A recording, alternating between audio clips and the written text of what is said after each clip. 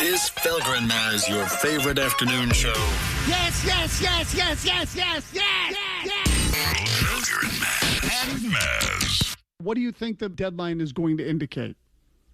So there's three different pathways here. Number one would be that they fire Craig Breslow before the trade deadline. I think that that's far and away the least likely thing that's going to happen. I wouldn't rule anything out. I mean, it's a very reactionary organization and front office and ownership group. Like, they do kind of blow with the wind here, and things are not going well, and it doesn't seem like they're going to go well at any point soon. So we'll see. But here's what could be intriguing. And here's what I think is going to happen. I don't want to promise it. I don't want to guarantee it, but I do. My gut is telling me that this is the most likely outcome, is that the Red Sox and Craig Breslow, and backed by ownership, I think that they not just the trade deadline, because we saw the Rafi Devers trade happen in June last year, but from now until the trade deadline, I think that there's a move in here that is kind of like, it's not selling, it's not buying for this group, because we all know that they're not worthy of an investment. But I think it's a move for the future. It's a, hey, we're the Boston Red Sox. This roster is unacceptable. We don't have any stars in this team. We're playing like a mid-market organization. Let's go out and do something that's going to excite the fans while also making us better and hopefully widen that championship window a little bit more. That's what I could see them doing. And that would excite me for sure if they went out and pulled off something for a superstar level player. Yeah. Catch the full thing at 985thesportshub.com or the app. So what do you expect for the Red Sox the rest of the year? And he said three things. I sort of cut out the second. It was a longer cut just to get that in there for the rejoin purpose. One is they fire Craig Breslow. Two, I think he said that they do what they've done the last couple deadlines and make moves both for the future and for now and sort of middle the thing with Craig Breslow. And the third thing is make a big move to excite the fan base. Huh. Interesting. A big move to excite the fan base. What could he be talking about? So Mazz, because he's Mazz. Oh, hi, Mazz and Jim, by the way. Hi. Good, you? Peachy, thank you so much. So Mazz being Mazz, of course, follows up. Give me the next cut, Jimmy, please, if you could. Okay, do you have names in mind, Jared? I would love a Fernando Tatis Jr. trade. Oh, boo. That's a guy. Boo, Fernando Tatis. Okay. I thought I was onto something there, Mazz. But he's barking up my tree anyway. Why don't you just finish this cut, Jimmy, and then we'll... Do you have names in mind, Jared? I would love a Fernando Tatis Jr. trade. That's a guy that I think his swing would do wonders at Fenway Park. It's a guy that is signed for a long time to a big money contract, but I also think he's having a real bad year.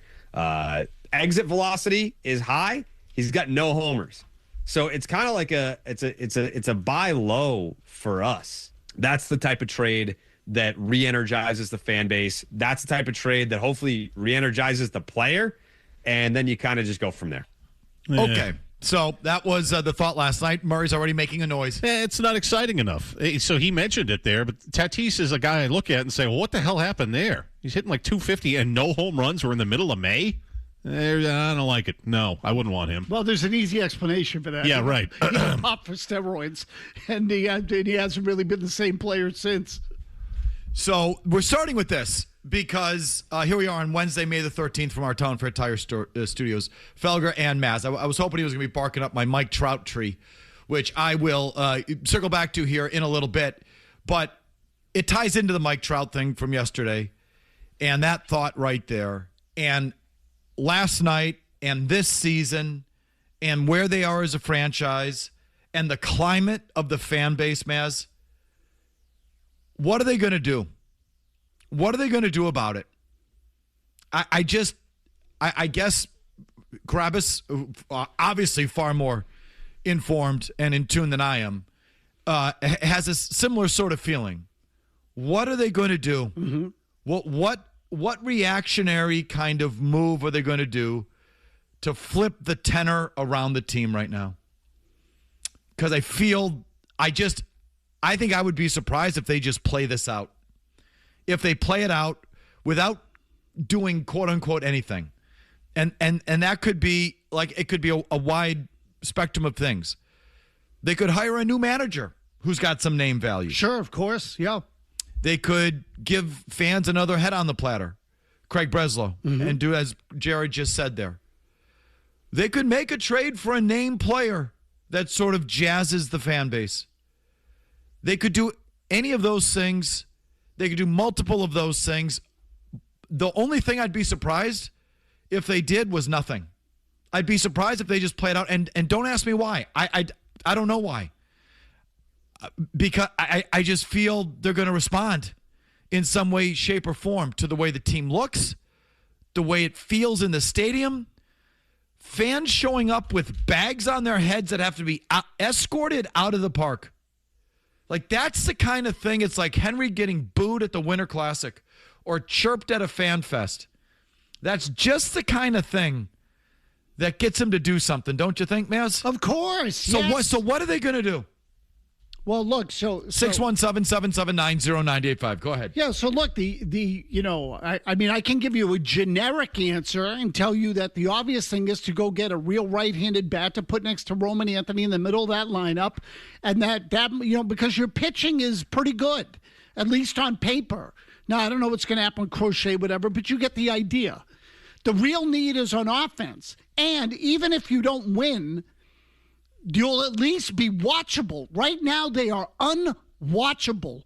They're an unwatchable product because their offense is so pathetic and anemic that you really watch the game saying, are they going to score or not? That's how I felt last night with Wheeler. It felt like a mismatch.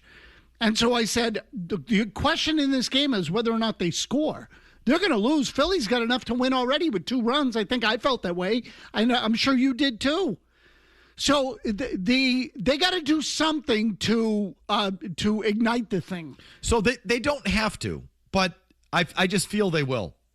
Because I just feel like this is the kind of inflection point when Henry acts and reacts. And maybe they've already reached this point, and they're working on something behind the scenes. I mean, Carrabis was pretty strong in that I don't want to promise it, but if I had to bet, they're going to do something along those lines. Fernando Tatis Jr., are you in or out on that?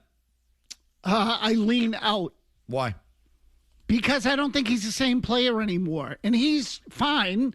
I mean, he's a pretty good player. He's got 0 home runs.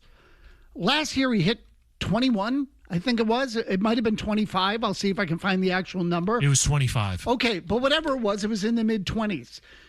They need a 35 home run guy. What they need is a guy like Kyle Schwarber or Pete Alonso or the guys who were free agents during the offseason. But they kissed it off and they didn't do it. So will they do it now? I would hope so. I mean, I'd like to think they've reached the point where they recognize the error of their ways. Does Fernando Tatis sufficiently get people's attention? I don't think so. Me neither. Why? Because he's not good enough. Not anymore. Yeah, I don't think he's a household name like Mike Trout is.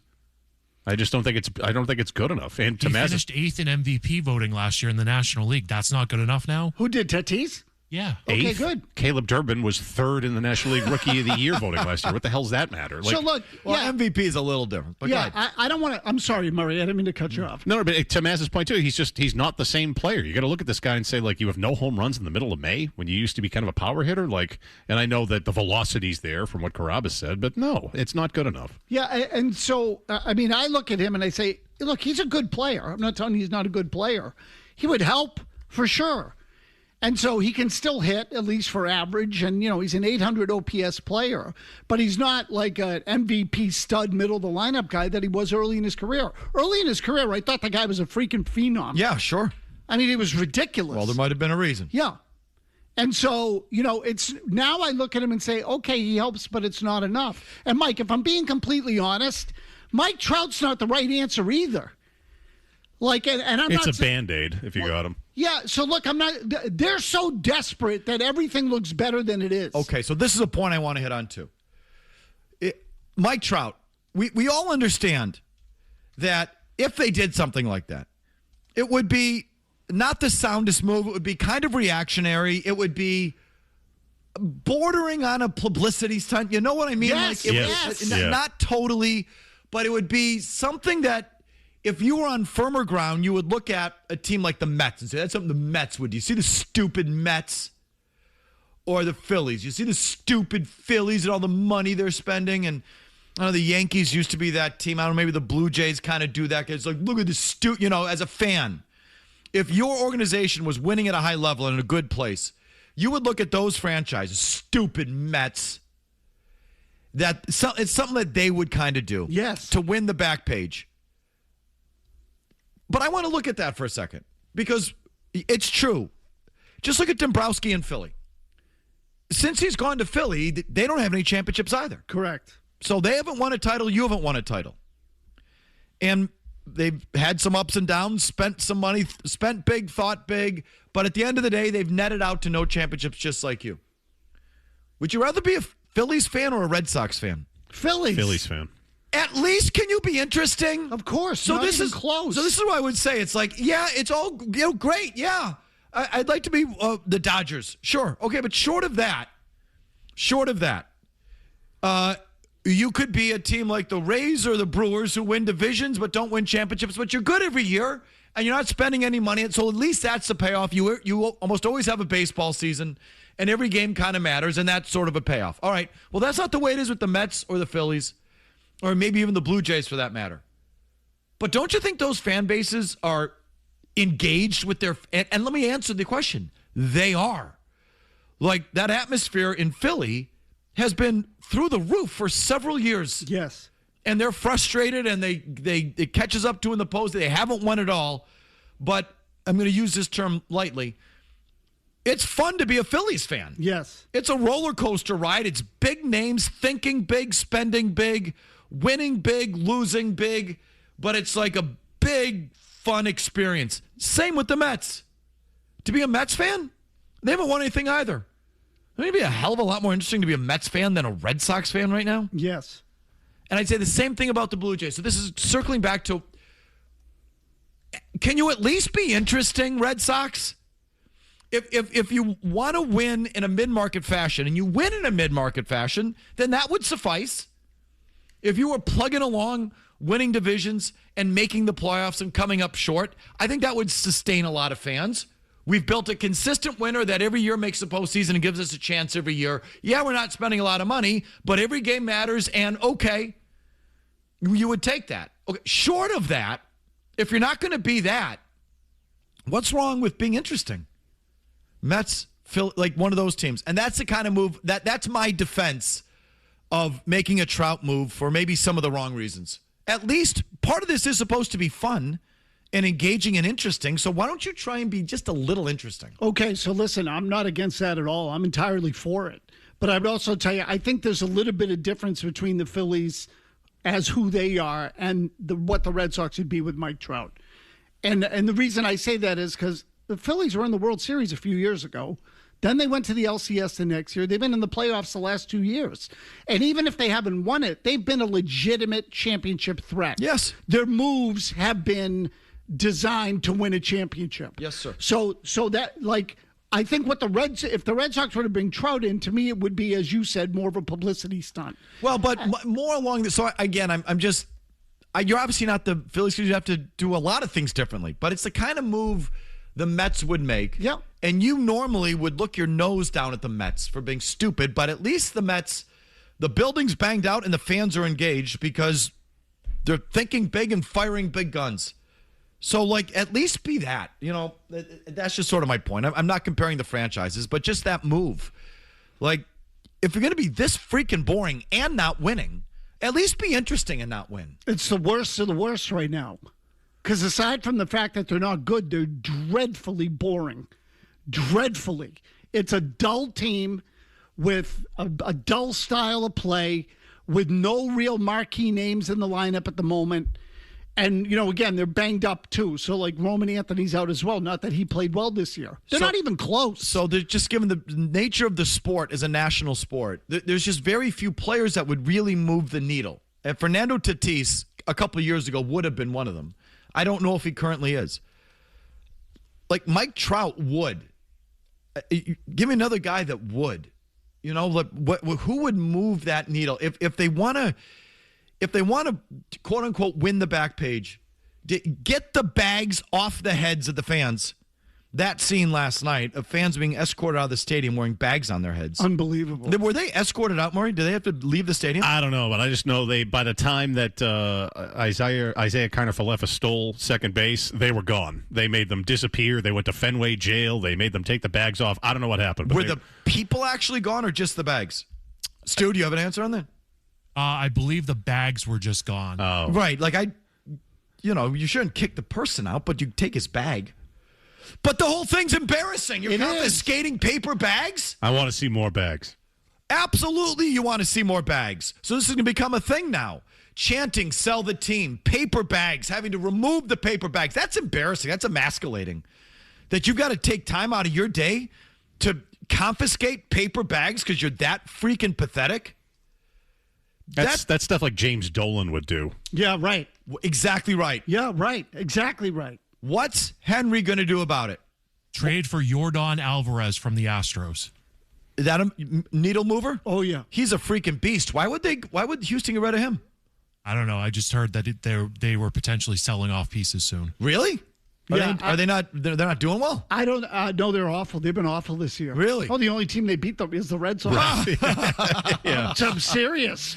So at one point they were like 5-1 against the Red Sox, 9-20 against everybody else. Houston is 16-27 right now. So, that might move the needle. He's in his prime, right? He's a freak. Yeah, that guy's a beast. freak. He hits nukes here too. He does. He hit 400 here.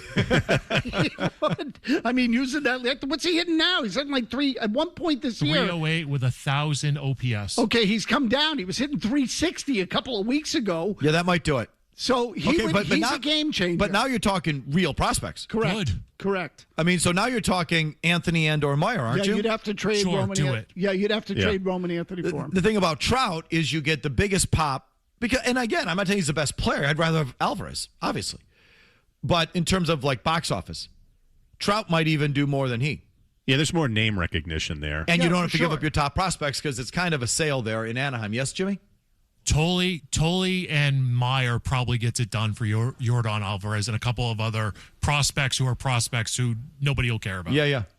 I bet you it'd have to be Tolley and Anthony. Okay, that would do it. Done. Do it. Fine. Let's do it. I'm good. Really? Yeah. You're already done let's with. Get rid of these prospects. You're Let's really? get a star in here. Oh no. The hang up for me might be Peyton Tolley. Roman Anthony, guy hurts his back every time he swings a bat. Hurts his hand. It's like me.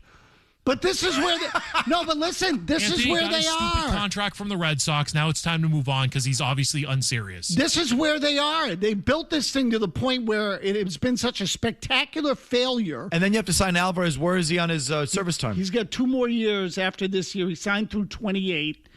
Right now he's making $26 million. He's on a 6-year, $115 million contract. But, and then you have to pay him through the schnozzle. Right. He's also 29 and he's a DH. I think Trout's easier for him. Not a better baseball move, but easier for him. Sure it is. You get to keep Anthony and Meyer. He's got only 4 years left. You don't have to re-up him, et cetera, et cetera. What are they going to do? Are they going to let you continue to show up to the stadium and chant, sell the team through your paper bag? Yes. They will not allow people to do that, but I think people should try. 617-779-0985. To you right after this. Yeah! Thoughts, calls, emails. Oh, yeah! I get my jollies out of it. I do. I'm not a good person. Go ahead. Felger and Mazz. Oh, yeah! 98.5, the Sports Hub. Up the middle, Turner behind the bag. The shortstop slings it close and got him. Durant firing up that line. Gasper with a high fly into right center field. Crawford and Garcia. And Garcia has it. 2 fast outs. And Abreu next. Off the collarbone area. Fly in left field. And Marsh is there. And that's going to be a very quick 6-pitch inning for Zach Wheeler. I think over 110 miles an hour. Whoa. He's going to get drilled. Nowhere to run or hide from Masataka Yoshida. And he becomes the first base runner for the Sox. Trevor Story. And a ground ball to short. Turner to Stott, got one on the first in time for the double play. Gently hit. Turner will gun on and retire the side. Back-to-back 6-pitch innings for Zach Wheeler. Line drive into right center.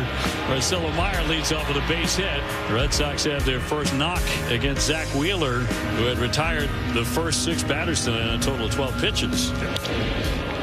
Flying to right center field. Crawford moving over on the run. He'll make the catch.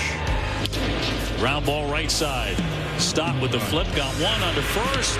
Close and got him with the double play. And the side will be retired. Sox are trailing 2-0 to Zach Wheeler, who has thrown a total of 16 pitches in 3 innings.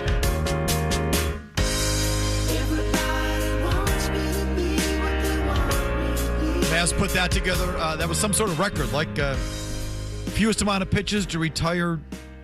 The first trip through the order. Yeah, fewest by any major league starter through the first 3 innings since at least 2000. Since in 27 years since they started tracking it. Yeah, this millennium.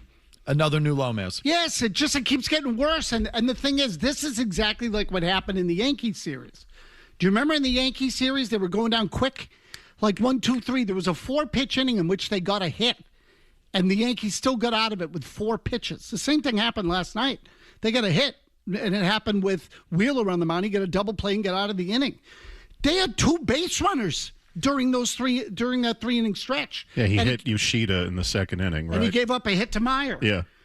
And so the Red Sox, 9 outs in 16 pitches. 9 outs in 16 pitches. It's a piece of cake for the other pitcher. He doesn't even have to work. It's a joke. Insane. And then the comment that Chad Tracy said after the game, and he's now said this a couple of times, and I have a hard time picking on Chad Tracy because he's been thrown into the middle of this thing. Okay? But he keeps saying, making comments like this, talking about the fact that the pitch count was so low. He said, quote, at that point there, they kind of realized, like, we at least got to try to drag it out a little bit, and that's when the at-bats started to improve. And I'm sorry, I read the wrong part. The guys were aware. He said they're smart enough to know. They looked up in the 4th and saw what the number was. Well, he made another comment recently about mistakes that they were making, and the guys know. The guys know. Well, apparently they don't. Because it happened in the Yankees series, and now here we are about 3.5 weeks later, and now it's happening again, or 3 weeks later, and it's the same crap. The last time this happened, Alex Cora and the offensive coaches got fired. Oh. So they got rid of the manager. They brought in all new coaches, but the same thing is still happening. You mean it wasn't the hitting coaches that was the problem? Exactly. Oh, I thought it was the hitting coaches that was the problem. It's embarrassing. They're not even freaking trying. They're not even trying. It's just going up there, going through the motions, swinging at the first strike, putting the ball in play, and hurry up, we got to go because we suck. Let's get out of here and go chase after the game as well. Okay, so that's what the whole thing, it's like, it's embarrassing. It is embarrassing. They have the 4th fewest, at least going into last night, pitches per plate appearance in baseball. This is an organization that for a time used to grind out every single at-bat. A pitcher being able to get through the 6th inning was a miracle against the Red Sox. Now they get through 3 innings with 16 pitches. It's embarrassing. They don't even know how to have an at-bat. They really don't. This is as bad as I've seen in a long time. Grab a few phones here. Pete in Plainville. Yes, Pete. Hey, guys. So I'm going to the game tonight. I bought a 20-game package at the beginning of the season when they signed Contreras and looked like they were going to bring back Bregman. So my fear is exactly what you guys are saying. Like, under no universe should Roman Anthony be on the table. I know he's been injured. To be fair, Jimmy and Murray wanted to trade Drake May after week 2 this season. I would say this is the most dangerous time for the Red Sox when they throw caution to the wind and make stupid trades. At no point should they bring in Fernando Tatis or Mike Trout, because the irony is the Red Sox do spend money, not as much as they used to, but they spend it stupidly. You have Yoshida on the books. You sign Campbell. If you just took those two guys off the books, there's Bregman, who is already an important member for the young guys on the team. Tony says this all the time. Pick a lane as an organization and stay in that lane. Stop switching from, taking pitches to swinging out of your ass to pitching in defense. Pick a lane and stick with it. So get rid of Breslow. Pete, I'm with you on most of that. In other words, I'm trying to still build around Anthony and Meyer. Sure. I am. I'm not giving those guys up. That is, the caller's right. That is too much of a reversal, which is why Trout on some level just makes a little more sense to me. It does. Because you are augmenting them. You're building around them. And I'm not building around them smartly, but at least it's in that direction. So that's why that kind of makes a little bit more sense to me. I mean, what did Bregman get with the Cubs? What was his 5 and 175? Might have been 6. 5 and 175. By the way, he's batting .239, 4 home runs, an OPS of .687. So that's what we want for the next 6 years. Well, all I'm saying is this: Bregman 5 years, 175. Trout has 4.5 years at, what did we say yesterday? 169. Not even. I don't think. I think it's less than that. I think it's like in the 150 range. So Trout over the next 5 years costs you as much or less than Alex Bregman would have. Who'd you rather have? So I think I'd rather have Bregman. Me too. But you have to think about it for a second. But I won't. Who sells more tickets? Oh, Trout. Trout. And your point ultimately is you get many of the. I think your point is, I'm not trying to put words in your mouth, but you get many of the same things with Trout that you will get with Bregman. Like as Jimmy read off the numbers on Bregman, yes, he hasn't hit. Was that his real value on the team last year, or did he just create a whole different culture? And they were a completely different organization as a result of it. It was that. And the fact that it's that brittle should tell you how pathetic they are. And just, Jimmy, just to round it out, you gave me Bregman's numbers. So where are the Cubs in the standings? Oh, good question. First place. They're leading the Central. 27 and 15. They have one of the best records in baseball and are in first place. But the problem, though, with Bregman being a member of the Red Sox is he was an Alex Cora guy. And now we've seen that Craig Breslow didn't want Alex Cora here because last year, as it was reported by one of the hit pieces, that Bregman stopped the hitting coaches from being fired. So this might explain better why Breslow lowballed Bregman and wanted all this deferral money and really didn't want Bregman here because he was a Cora guy. Okay, that may be the case. All I'm saying is that Trout is not that dissimilar financially to Alex Bregman. No, it's not. In fact, it's even a little bit better deal. So and he's not going to cost you your prospects. So let's pick this up on the other side. First, here's an update from Big Jim. I'll just say it again. Is Henry going to react, and what's he going to do to get you to stop shouting, sell the team through the paper bag on your head? Because that's where the team is right now. Paper bags at Fenway Park. Think of that. You're the New Orleans Saints.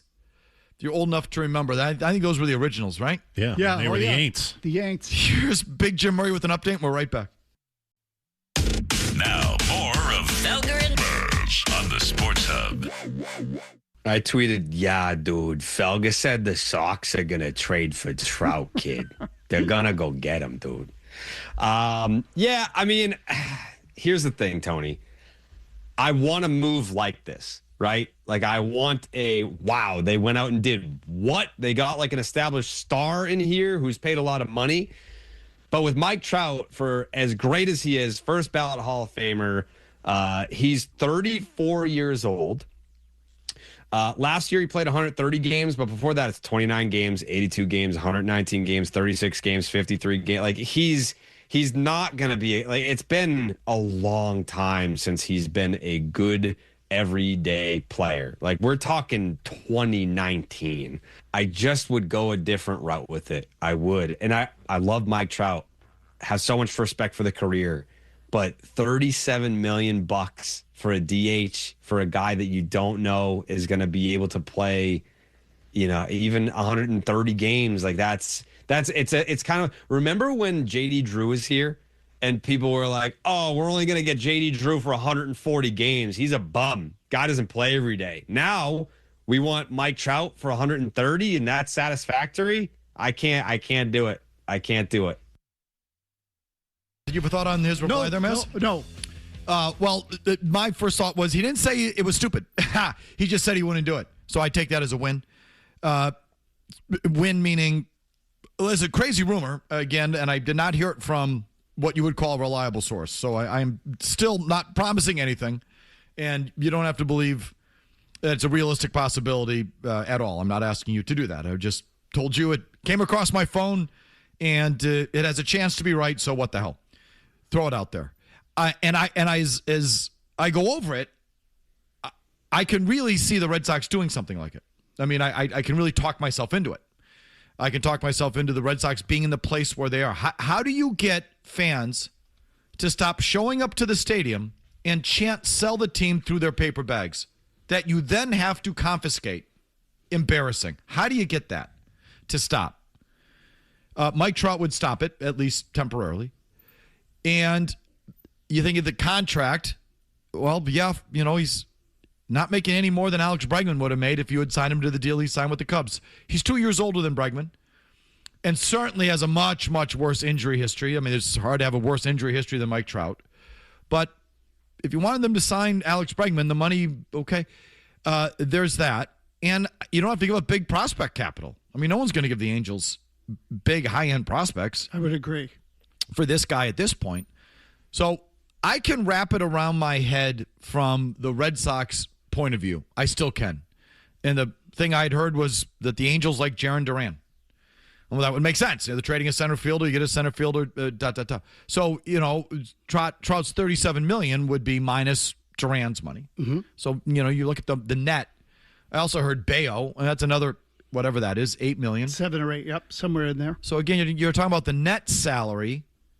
Trout's CBO computations a little bit less. I think his salary is 37, and for CBO purposes, he's 35. So you start to chip away at the fringes. Is it really that bad of a contract? I mean, it's not great, but so I can just sort of talk myself into it from the Red Sox standpoint. What I can't talk myself into is, number one, that's the best offer the Angels would get. Like, I just have a hard time believing you'd outbid in terms of prospects, or maybe there'd be money involved too, right? The Angels would have to swallow some money, maybe. Sure. That you'd have the best offer. I just have a hard time believing that. Someone will no, I doubt they'd have the best offer too. And look, everything that you're saying, the contract's not prohibitive. He would help the culture. He would help the lineup. He would remove some of the stench. Definitely. And the cloud over the team. Definitely. So the question, though, is and this is more a question about them than it is about Trout. Is that all they're going to do? Well, okay. Right? You see what I mean? Oh, no, listen, they would have to do more. So singularly, he doesn't fix it. I'm just talking about, Carrabis said it. We led the show with it. If he had to predict it, he said the Red Sox are going to do something like this. Now, he doesn't like this specifically. He's out on Trout. But he said if he had to guess, they're going to do something that gets the attention of the fan base on the field.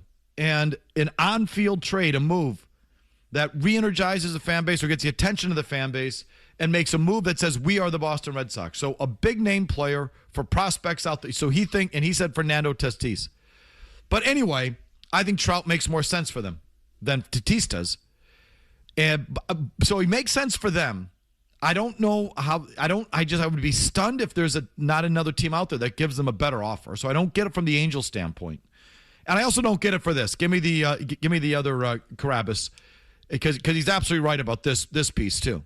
But one more point on that Trout thing. Yeah, I know people are talking about whether or not the Red Sox should do this.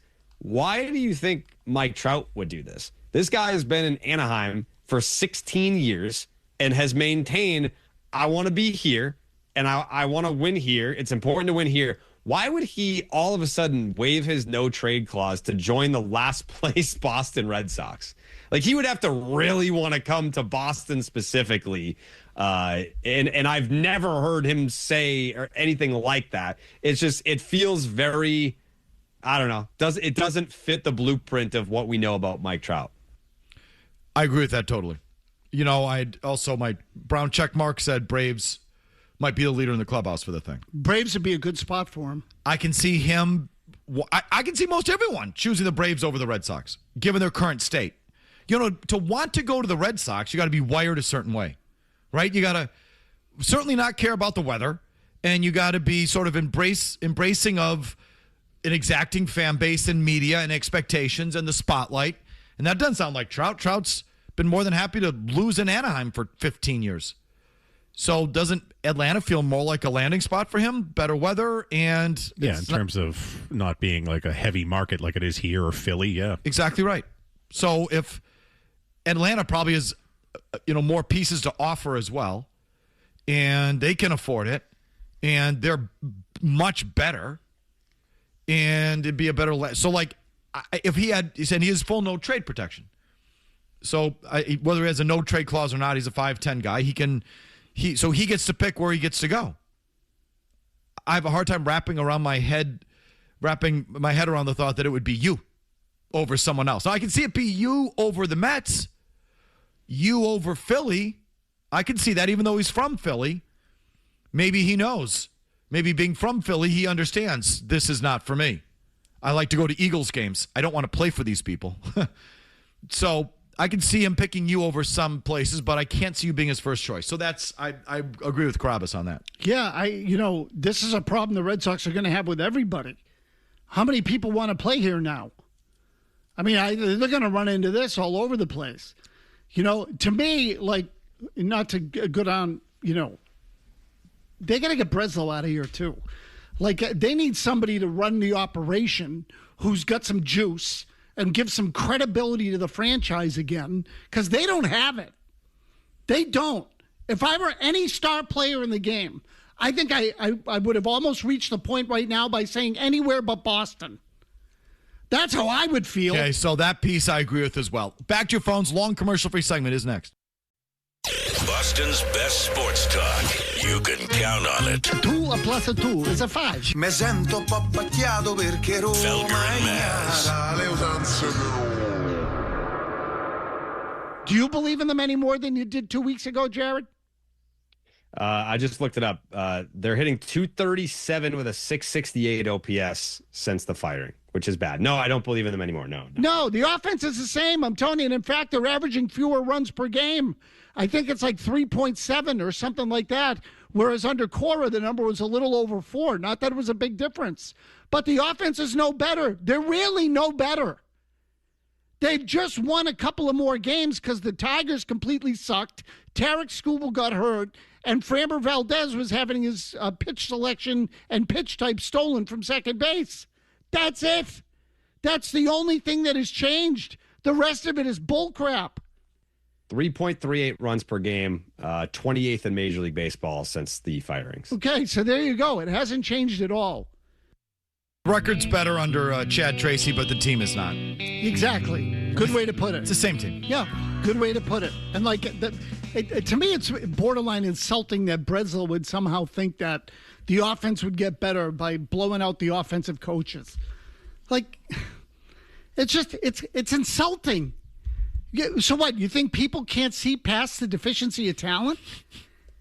It's preposterous. Back to your phones. You're on everything. Nick's in Fall River. Hi, Nick. Hey, guys. Thanks for taking the call. This team has wasted beyond.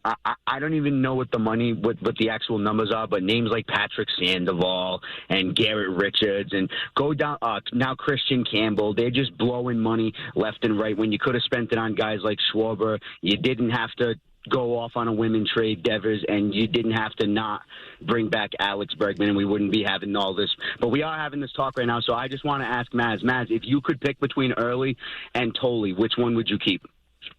Tolley. I like Early, but Tolley's ceiling is higher. Velocity? Yeah, just the raw stuff. I mean, there is, again, he could be a front-end guy. Early I like. I think he's a competitive pitcher, and I love the fact that he's different. But the other guy's stuff is better. You got to go with the stuff. Rodney and Douglas. Hi, Rodney. Hey, guys. First-time caller. I just have to say, the game is so unenjoyable to watch.